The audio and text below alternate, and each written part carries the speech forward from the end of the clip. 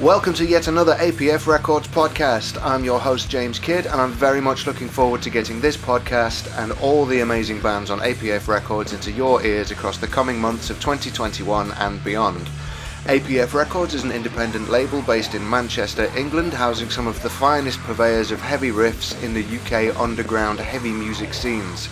With over 50 releases from a roster of 30 bands, including Battalions, Barbarian Hermit, Corrupt Moral Altar, Pissed, Desert Storm and Video Nasties, APF Records has quickly become a name to know if you like your riffs with some fucking balls.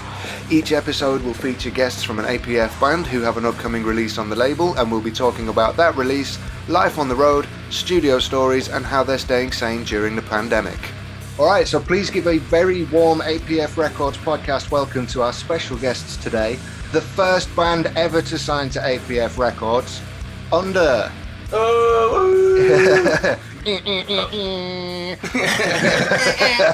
Lads, great to have you on board. It's been far too long since I've seen you all. So let's kick things off with the first question then. You guys are from Stockport. What's that like? Is there much of a scene there? I'm guessing being like a little satellite town of Manchester, for those listeners of the podcast that aren't too hot on their UK geography. Stockport's a little, like, it's a satellite town for Manchester, isn't it? So I'm guessing with that being the case, it kind of blends in with the Manchester scene a little bit. How does it kind of pan out? There isn't a lot going on in Stockport, to be honest. No, yeah, like a lot of commuting and not much else. We hear good bands every now and then in the practice rooms we've used across Stockport, but we rarely cross paths outside of the corridors, really. It's all in Manchester. Got you. Fair play. Well, we hear about lots of good stabbings as well. Yeah. Yeah, we've got a few of them in Nottingham. A bit less shooty than it was known for nowadays, which is a positive. I'll take it. Certainly. Mm-hmm. How did you guys come to join up with APF Records then? Obviously, it wasn't really a going concern at the time, that you were approached, with you guys having been the first band to sign. So I'm guessing your kind of APF origin story is going to differ slightly from a lot of the other bands. Yeah, it was super informal. I mean, we'd self-recorded an album, or Mayo recorded us rather. And I was just having a conversation with Fieldy at a Slowmatics gig in town, I believe. And and he just said he had this idea, and we were quite keen to have someone help us put the record out. And it just started from there, really. And Fieldy said himself, like, really, since then, like, his learning curve's been massive, and it's all just kind of grown along with us. So it's been quite nice to see it, really. Yeah, awesome. So before you joined APF, had you released anything prior to that? And if so, who was releasing them for you? We had one EP out called First Attempt, which, I still think it's pretty good. You can still get that online. But no, we just put that out ourselves through Bandcamp.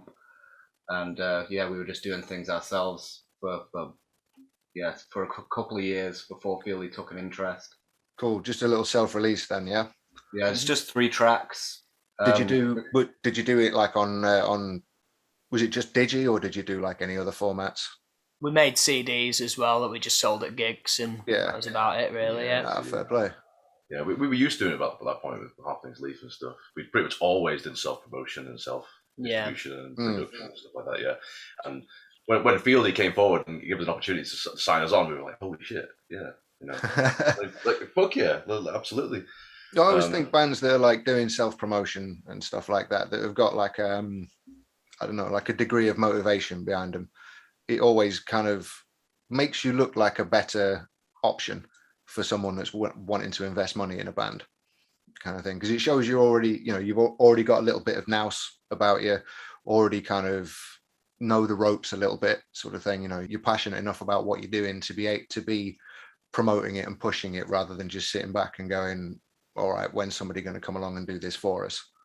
Yeah, I mean, we're not especially great at that side of things, but we're sort of trying to get there as we go along. No, it was a big relief of some help, to be honest. Yeah, some bands are really, really good at that kind of thing.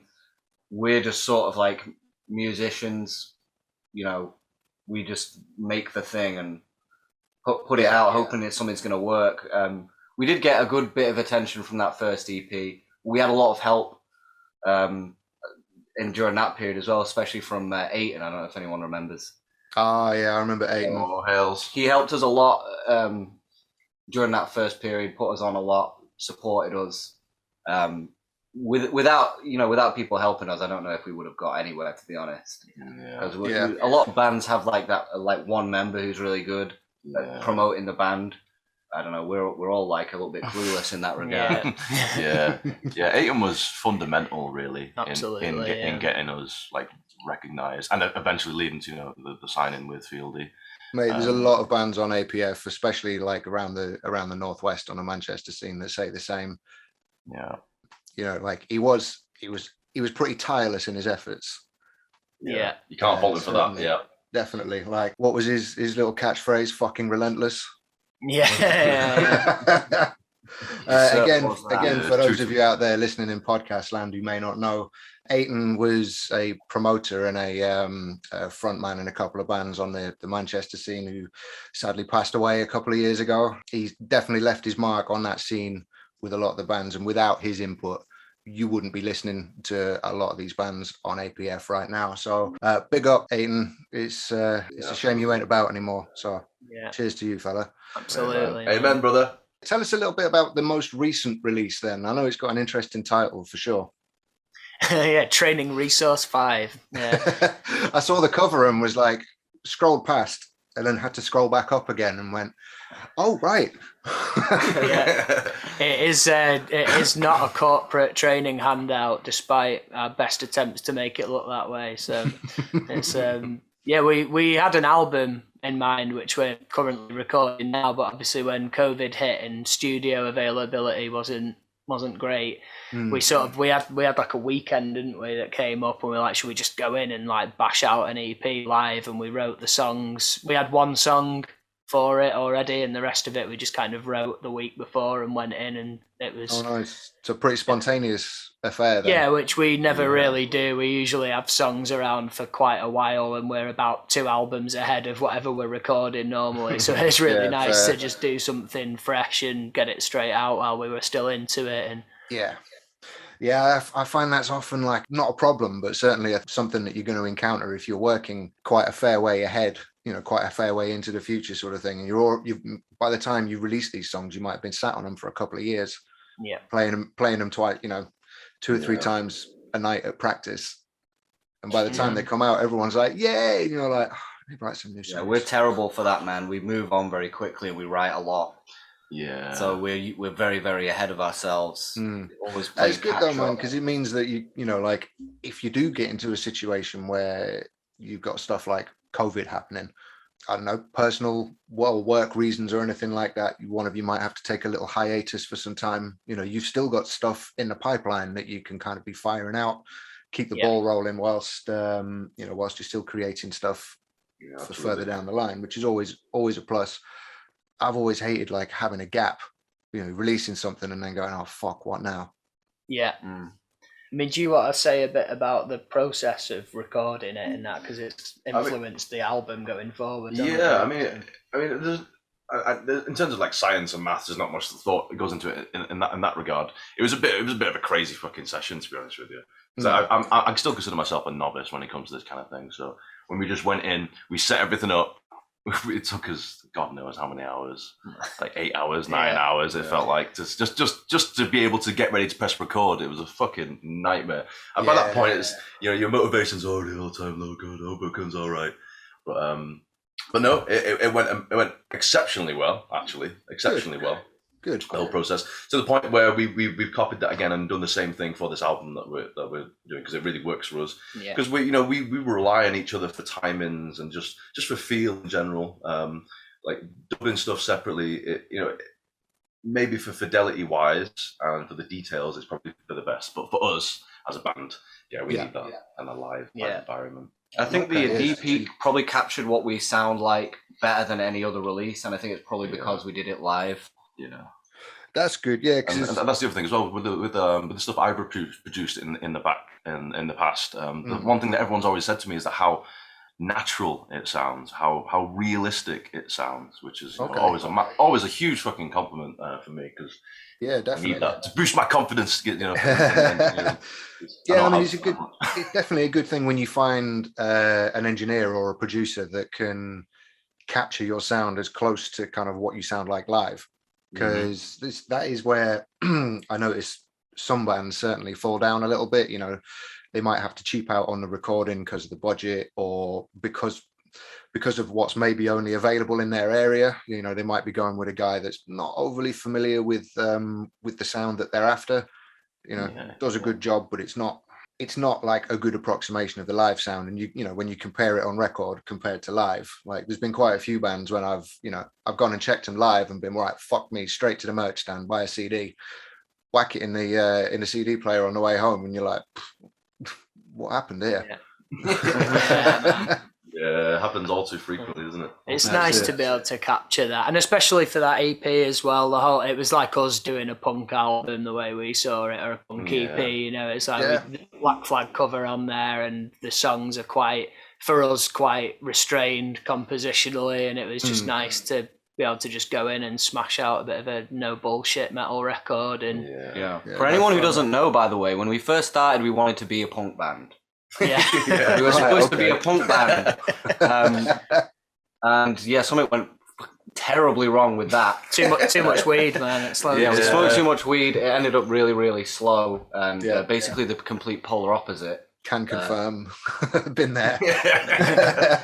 Answers it. Shut up. The other thing that was quite fun about that EP as well was like the sort of online shtick. Like in absence of being able to do gigs and things like that, we wanted these guys are like endlessly like patient with my sort of bullshit and silly ideas, really, and I just sort of had this like, let's make it look like a fucking corporate training handout, and do really like, and we sat for. We had a little session here, didn't we, for a couple of hours making the artwork, just like pissing ourselves laughing, and then coming up with like these daft graphs with like the whole £4 we've generated as a band and all this kind of thing. What was the chart as well we had? It's like profit over time, and then on the top, and then sludge on the bottom, and then downwards vertical line. Oh my god. So what was the thought behind that? What inspired that then? Was it just let's do something completely off the wall? And it was actually really well timed, because at the time we were writing that EP, it was the same time that Rishi Sunak came out with all that retraining stuff. Oh, right. So, telling people who work in the arts and stuff to go get a real job. Yeah, which ballerinas turning into truckers. And ballerinas get to the back of the queue, so we were like, let's lean into that a little bit. That whole sort of trying to convince people to abandon their dreams. Because that's, the Tories get hard over that, evidently. Oh, yeah, they love that shit, mate. It was, but well timed for us, not so much for everyone else, but it made for some funny online shtick when we released it anyway. The idea is, like, we were a band, now we've retrained, we're a sludge consultancy firm. That's fucking genius, I love it. I don't know if you caught our breakup status as well, but it all kind of culminated in this, let's do the typical, like, the band is splitting up status, but you do this big long thing only to kind of reveal at the bottom that the band isn't splitting up, it's just we're not a business anymore. Funnily enough though, because people have the attention span of like a fly. No one like read it all to the end, and everyone just thought we'd actually split up. Getting all these kind of, what the fuck, what's going on? It's like, read it again. My own sister messaged me like, oh, I'm so sorry to hear under split up. It's like, you're my sister, you couldn't like read that whole one paragraph. Yeah, mate, people don't like clicking on see more. You guys got something new coming up as well now after this training release. Yeah, absolutely. So the album we were meant to be working on, as Mayo said, we've sort of gone back to that with the lessons we took from that recording session. So the album's well underway. Okay, wicked. We've got something we're not allowed to talk about as well. We've signed non-disclosure agreements, but there'll be news about that fairly something soon. We are very, very excited about. Yeah. That sounds spicy. Yeah. It must be hard sitting on news like that, certainly. There's your announcement of an announcement thing for the podcast there. There we go. So you heard it here first. Something's happening. Yeah. Something is happening. An undisclosed event will happen at a non-specific period in time. Yeah, maybe. So Be you there. can take that to the bank. Yeah. That's it. Yeah. And we're also doing a split with a really cool band who we're playing at Desert Fest with next year as well. So Okay, again, cool. more details to come there. But yeah, Brilliant. the album's the main thing we can talk about, really. All right, cool. Well, more on that a little bit later then. Right, it's time for the first of our 2 tracks from Under today. So what have you got for us for the first one, lads? Well, we thought you could choose from the EP. What do you fancy? Dope Loop. Let's have it. Tell us, before we drop it then, tell us a little bit about the kind of, any story behind the track, any info we should know as listeners. Yeah, it's just no fucking bullshit, really. Yeah, this song was written as a jam. Yeah. Basically, Right, okay. when we went into the studio to write this EP, we just had a little bit of a jam on this very simple riff. Yep. And fleshed it out a little bit, but not really all that much. It's pretty much a very spontaneous track. And do you want to tell them about the lyrics of it, mate? Yeah, the lyrics are just kind of about how, everyone's opinions get sort of funneled through social media and the kind of dopamine targets these companies have and how that influences politics and things like that. Yeah, It's also fair play. a bit of a laugh as well, so enjoy.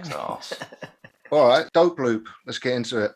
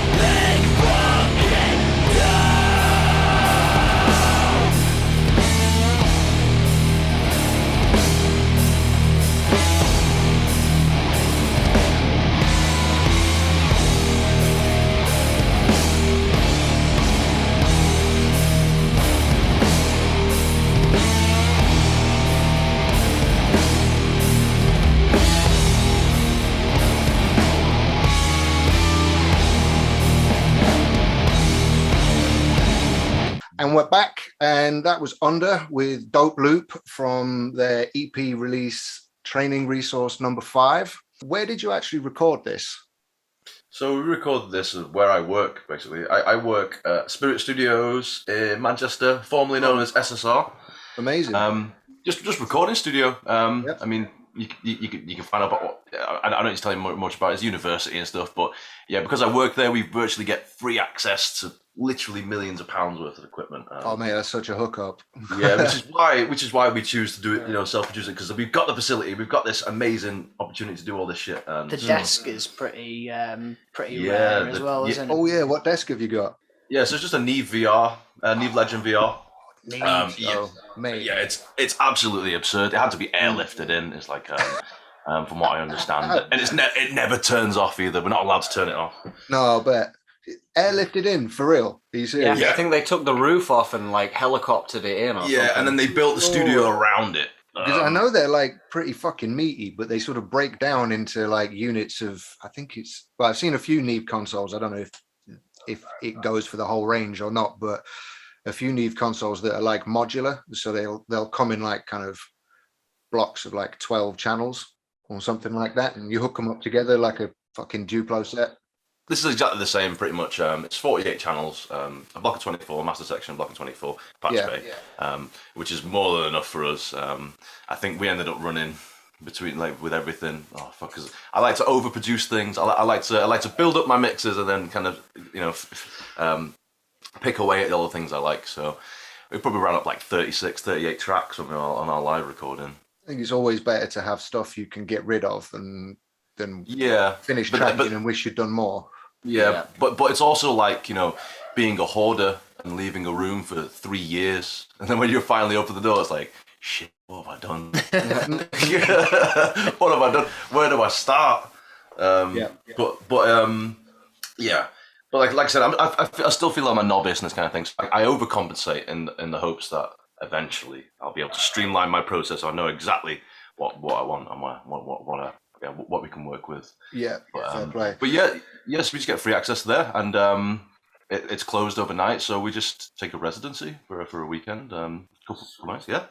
We've done a few very late nights in the studio, haven't we? Yeah. A lot of the stuff happens after the place closes. Yeah, but all it costs us is our sanity. So yeah, a fair price at twice the cost. I'd say. Exactly. But, for what it is. Yeah, because I mean, we had Gandalf the Green on here a few episodes ago. Sick man, lovely lads, man. Lovely guys. And they were saying about how they did a lot of their recording at Huddersfield Uni because of their connections with Huddersfield Uni, and obviously only just down the road from Huddersfield is the Matamp factory. So basically they've got like a little link up with Jeff and Hayden and the guys at Matamp.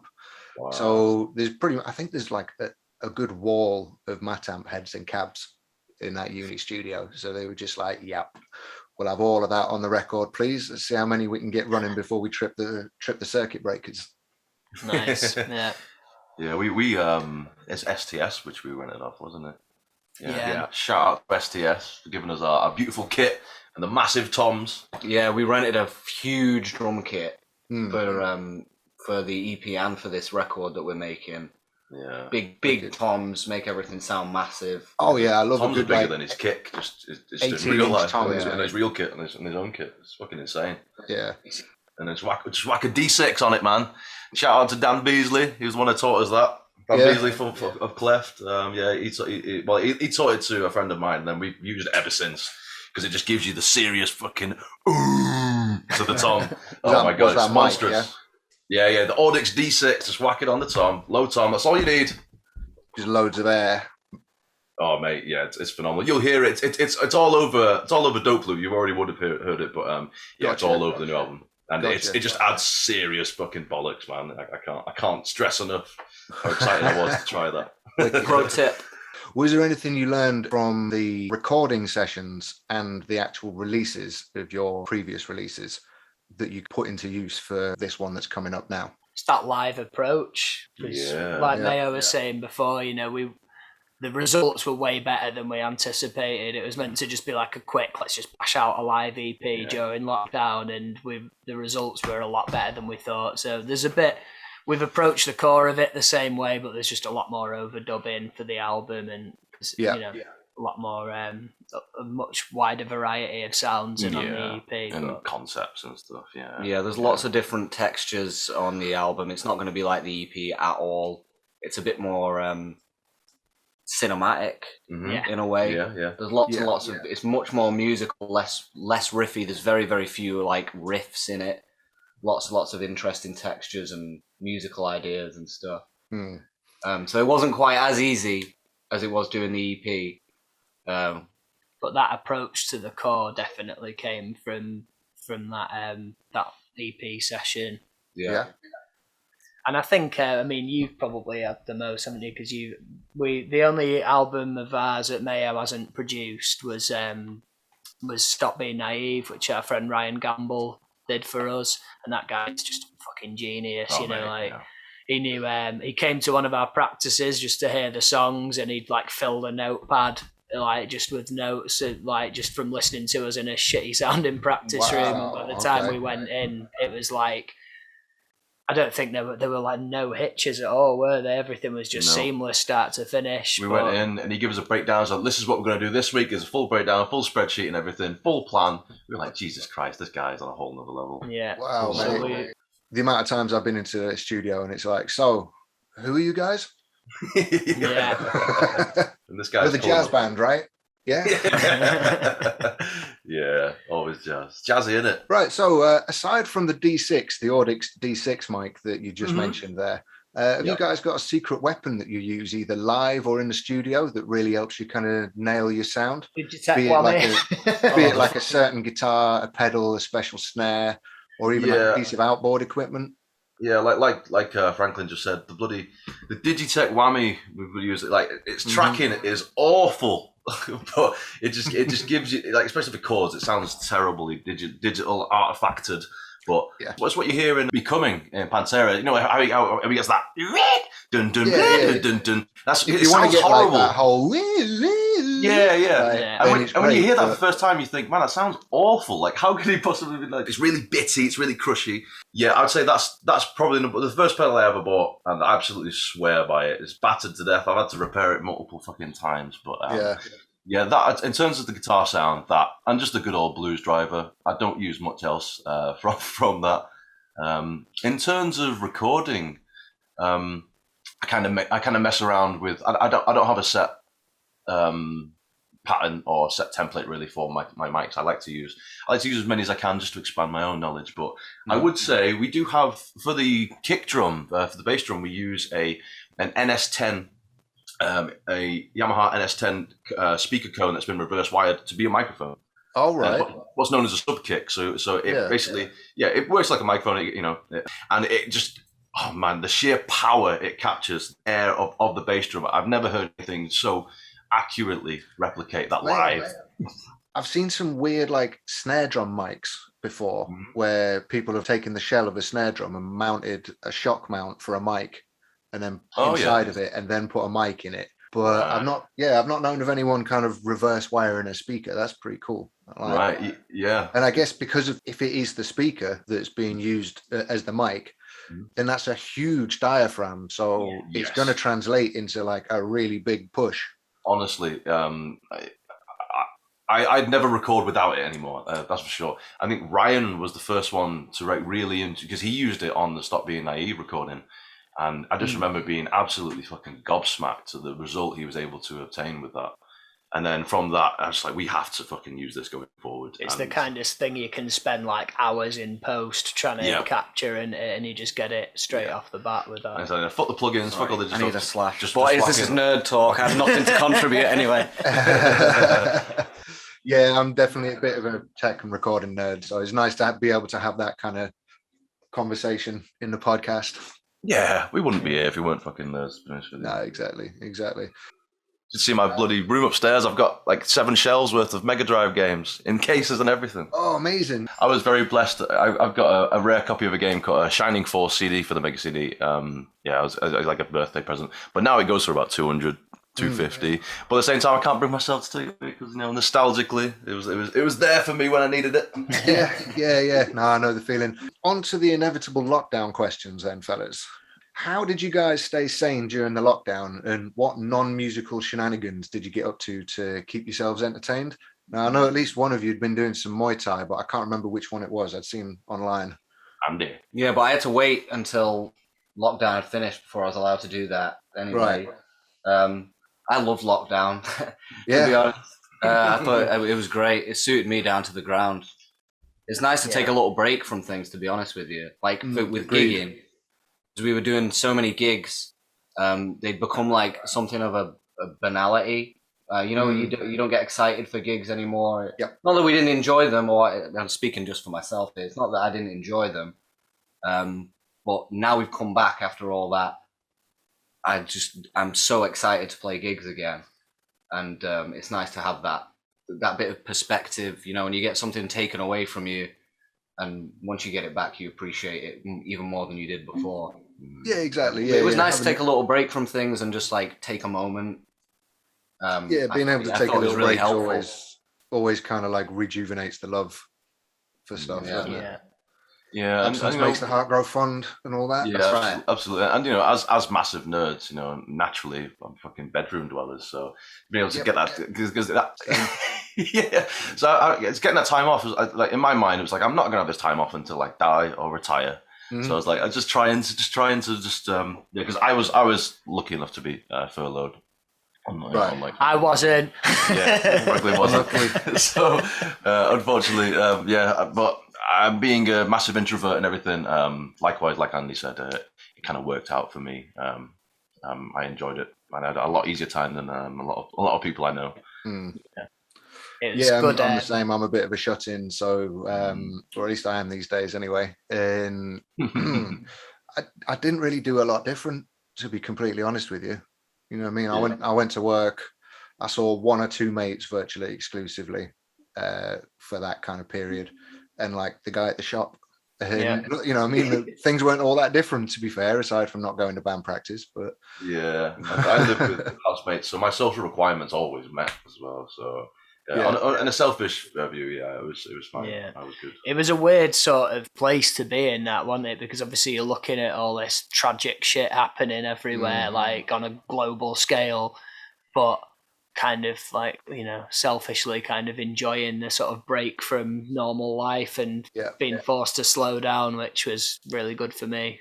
I mean, someone made a good point to me partway through the lockdown. Our grandparents had to do their bit to save the country by strapping on a gun and going to war. All we've got to do is just sit on a sofa and like order from Deliveroo. Yeah, put on a mask maybe once for every 30 seconds a day. Yeah, it's a pretty chill obligation by comparison from the last 100 or so years of what previous generations had to deal with. People will still find a way to fucking complain about it, though, won't they, man? They have. There was some ridiculous commentary going on around the masks and all that, but all the COVID Bravehearts and stuff. Yeah, I think, as you've said yourself, you just got to kind of look back in pretty recent history and see far worse examples of things that people have had to put up with. I thought it was interesting, though. Sorry, go on, man. My favorite COVID conspiracy was somebody released a circuit diagram of the chip, the tracker chip that apparently goes in your arm in the vaccine, the Bill Gates microchip. Oh, yeah. And I was like, oh, okay, go on then, let's have a look. Brought it up and was like, yep. That's the circuit diagram for a Boss Metal Zone right there. I know exactly, because of the fucking... You can shoot that up into my arm anytime. Yeah, totally. I'd rather have that than a tracker chip, to be honest with you. Yeah. But that was brilliant. I love it. I love that. Yeah. I mean, they won't even spend money, like keeping people like afloat financially. So I doubt they're going to spend like trillions on nanotech to put in us, Yeah, everyone's already carrying around I love the whole like tracking device conspiracy thing when they're posted on Facebook, and you're like, you just posted that from a tracking device, mate. Oh, well, it keeps people entertained when they get bored of Netflix, doesn't it? Yeah, true. So when it comes to being in a band, obviously the last 18 months have been an absolute nightmare. So how have you guys managed to keep the ball rolling? Were you able to keep rehearsing like remotely, or? We've got our own room, so it's pretty low risk. I think the first couple of months we weren't getting together and we were just doing Zoom conversations like this, but once the initial fear wore off, and I mean my job, like I get tested like every other day and things like that, so once all that came in, it felt like a sensible level of risk to just get in a room that no one else was using, just the three of us. So we just kept at it. Fair play. Now we're slowly starting to see a return to normality again. What are you most looking forward to be able to do more of? I'm excited about playing shows. So come at us with shows, because we've only got Desert Fest booked right now. We just had a few gigs, and we've got nothing else on the calendar, and we're good to go. Yeah, we're So eager. Give us gigs, please. It's looking pretty dry at the moment, but you're hungry, filling up the calendar We've next got year. a couple of talks in place for like little mini tours in the new year with bands we're friends with and that. But we're spending the rest of this year getting the album and the split and all that sort of recorded. So anytime we're not rehearsing for a gig, we're writing stuff.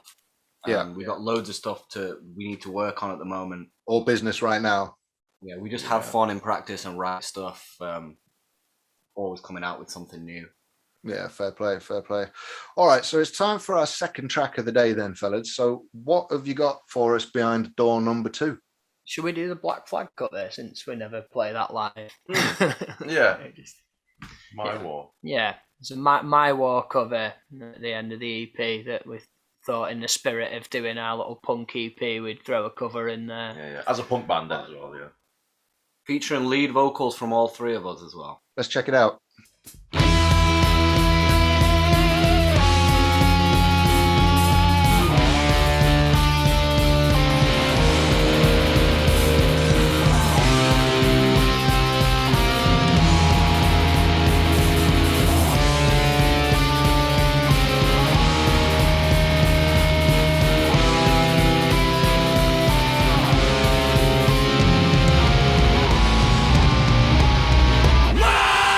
war!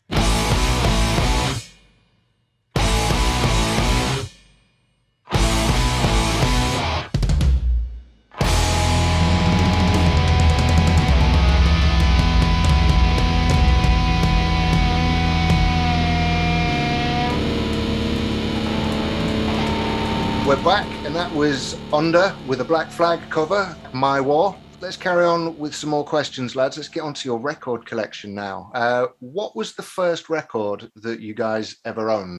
Oh, Jesus. Black Sunday by Cypress Hill. That's a good one. Black Sunday by Cypress Hill. Yeah. The earliest I can remember actually owning was a tape I asked my mum to buy me, and it was boom, boom, boom, everybody say wayo. Yeah. That was the first one. As a kid, I didn't know any better. You know, I was really young. That was a banger. It slapped. Yeah, I mean, I don't know what my mum was buying at me. I was still like 5 years old. And it was, let me lick you up and down. So, I don't know what was going on. It's had no impact on you growing up, though. Oh, none whatsoever. None whatsoever. But maybe, I don't know. I'm a bit ashamed to admit it, I guess, but I fucking love it still. Take Off Your Pants and Jacket was the first one I bought as a kid, like actually got really into it. Blink 182. Yeah. I love that record. Yeah. And then because, you know, I didn't have much of a... I used to listen to a lot of UB40 and Madonna that my mum used to listen to, and I had the Ghostbusters soundtrack on tape, which I used to dance to all the time. But yeah, it wasn't until I got like teen years and I started like meeting friends and like getting onto all the crazy shit, and that's where I end up now. But yeah, you got to start somewhere, aren't you? So yeah. Yeah, exactly. What was yours, Andy? What was yours? I think my first one was Robbie Williams, I've Been Expecting You. Oh, for real? Yeah. Is that the one with Millennium on it? Yeah. He's dressed like James Bond. Yeah. I loved a bit of Robbie when I was a kid.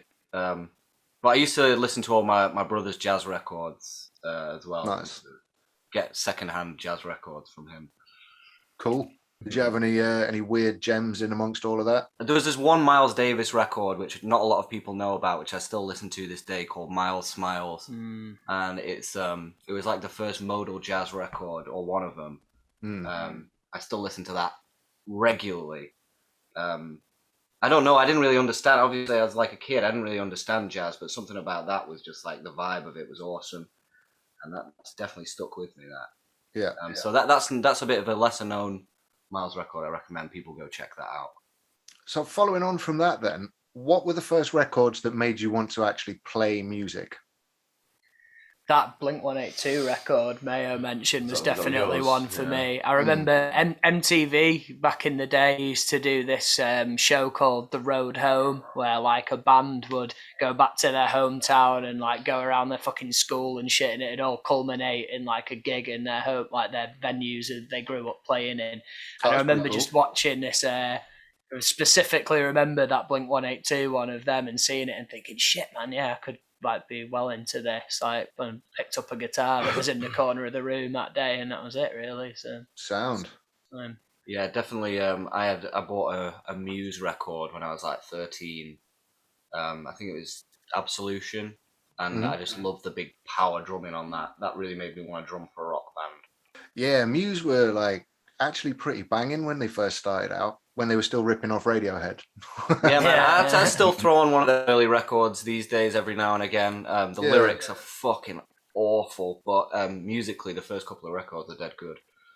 I think they were the first band I heard that used that like really monolithic like bass fuzz sound that's obviously like all over the sort of stuff we play, but I reckon they were probably the first band I heard doing that.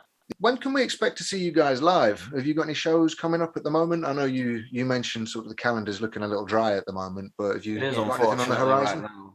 Desert Fest's our next booked thing, but we're looking into a couple of little mini tours in the new year. So yeah, cool. We're not going to do much the back end of this year now because of recording projects and stuff. But yeah, we'll be back at it in the new year. So do you know what day you're playing at Desert Fest yet, and what stage?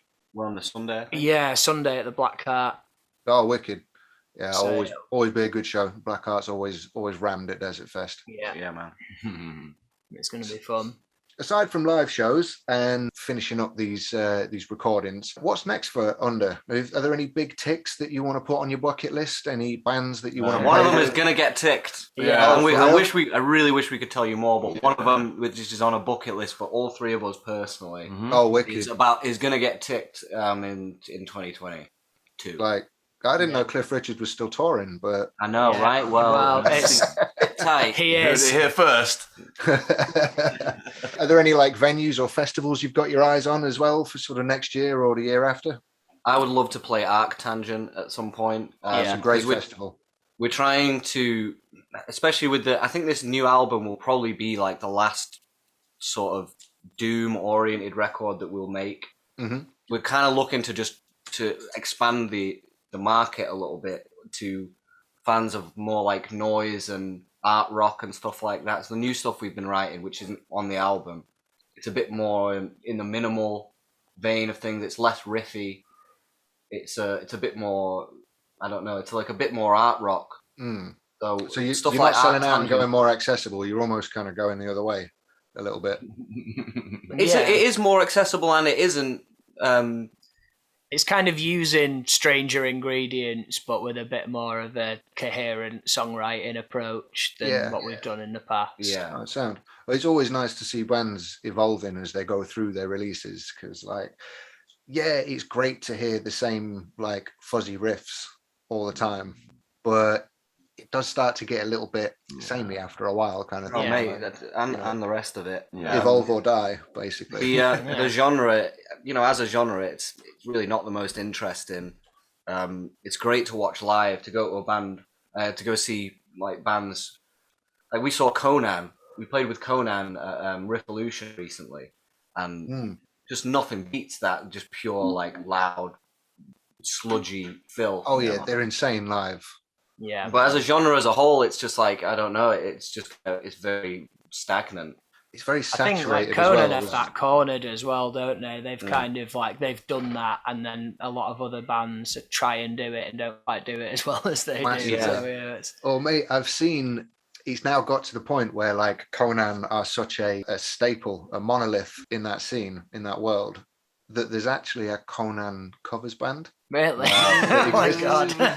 I mean, there's about 100 fucking Conan covers bands out there. Well, if you want to put it like that. Yeah, I've been down to Skyhammer a couple of times as well, and that was a wicked experience. It's a shame that studio's not about anymore. R.I.P. Skyhammer. Yeah, man. Hashtag. Record power. A lot of great records came out there. Yeah. Yeah, that definitely. Skyhammer sound, it became almost like a kind of a genre in itself, didn't it? Like a little subgenre in itself. It's time for the world famous APF Records podcast competition. This week you can win CD versions of all the under releases, except the first one, which I'm reliably informed is now long out of print. So to be in with a chance of this fantastic prize, just answer the following question. What was the name of the artist who released the first single Mayo's Mum Bought Him? Now, this is mentioned earlier on in the podcast, so if you need to rewind and double check, then feel free. Is it A, Cliff Richard, B, the Out Here Brothers, or C, Meatloaf? This question is posted on our Facebook page at facebook.com/APFpod. To enter the competition, simply drop your answer in the comments on that post, and we will select a winner at random and fire the lucky winner a DM to let them know that they are, in fact, the winner. Right, fellas. That's about all we've got time for today. But before we go, is there anything that you want to plug? Any side hustles that you or your mates are involved in? Or just any shout-outs that you want to make before we go? Little Kenny, as always. Yeah, shout out to Little Kenny. Shout out to Ian. Shout out to Dan Beasley. Yeah, Ryan Gamble for his Ryan excellent Gamble. work on Stop Being Naive. Absolutely. I hope you wish him the best in what he decides to do going forward. And of course, APF Records. Yeah, man. Because it's all been a yourself ride so far. For having us, man. Thank you. Oh, thank you very much. Wicked. I'd like to thank Under for joining us today. Make sure to check out their Bandcamp online and keep your ears peeled for all Under-related news on their socials. You're on Facebook, I know. You're on Instagram as well? Or? Yeah. Yep. We're coming to TikTok soon as well, because that's like where all like the hip youngsters that listen to our weird shit are, apparently. So. Yeah, mate. TikTok's like a surprisingly important resource these days, which is, I don't know how I feel about that. We'll be uploading Andy's drum lessons and, you know. I don't know if they're appropriate for children. They're all good. Like, keep an eye out for our new record. It's blows everything we've ever done before out of the water, well and truly, in our opinion. there'll be plenty of news about that over the coming months. Amazing. And of course, make sure to go and check the boys out on the Sunday. Is it at Desert Fest at the Black Heart? Yeah. That's bound to be a banger. So, fellas, it's been a pleasure, and I'll let you get on with the rest of your day. Thank you very much. Thank you very much. Thanks, mate.